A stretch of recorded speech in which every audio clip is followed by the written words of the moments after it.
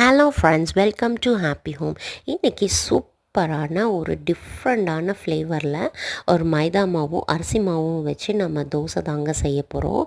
இதுக்கு பேர் வந்து பாலடை தோசை. இது வந்து எப்படி பண்ணலாம், எங்களுடைய ட்ரெடிஷ்னலான ஒரு பிரேக்ஃபாஸ்ட்டுங்க. ரொம்ப ரொம்ப ரொம்ப சூப்பராக இருக்கும். எப்படி பண்ணலான்னு பார்க்கலாங்களா?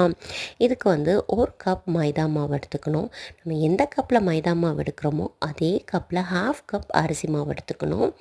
அது ரெண்டுமே மிக்ஸ் பண்ணிவிட்டு நம்ம கொஞ்சம் உப்பு கொஞ்சோண்டு தான் போடணும். போட்டுட்டு அதுக்கப்புறமா ஒரு மிக்சியில் நம்ம வந்துட்டு 4 சின்ன வெங்காயம், அரை ஸ்பூன் சீரகம் போட்டு நம்ம வந்து மாவை வந்து தண்ணி ஊற்றி கிளறி வச்சுக்கணுங்க. அதாவது எந்த பதத்துக்கு இருக்கணும்னா, ஆப்ப மாவு நம்ம கலக்குவோம் இல்லைங்களா, அந்த ஆப்ப மாவு பதத்துக்கு இருக்கணும். அதுக்கப்புறமா தோசைக்கல்ல நம்ம வந்து ஊற்றினாலே நல்லா நீர் தோசை மாதிரி சூப்பராக அப்படியே பிரிஞ்சு எல்லா பக்கமும் ஸ்ப்ரெட் ஆகும். அதுக்கப்புறமா அதை ஊற்றி ஒன் சைடு மட்டும் வேக வச்சுடுங்க.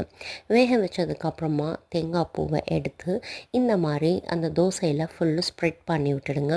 அதுக்கப்புறமா அதில் சர்க்கரை ஆட் பண்ணிக்கணும். சர்க்கரையும் அதில் ஆட் பண்ணிவிட்டு நல்லா ஸ்ப்ரெட் பண்ணி கை வச்சு நல்லா எல்லா பக்கமும் ஸ்ப்ரெட் பண்ணதுக்கப்புறம் அப்படி ரோல் பண்ணி வச்சுடுங்க. அவ்வளோதாங்க. காலையில் பிரேக்ஃபாஸ்ட்டு சூப்பராக இருக்கும். ட்ரை பண்ணி பாருங்கள். நான் ட்ரை பண்ணி பார்த்தேன். நாளைக்கு ஒரு வ்ளாகில் பார்க்கலாம். பாய்.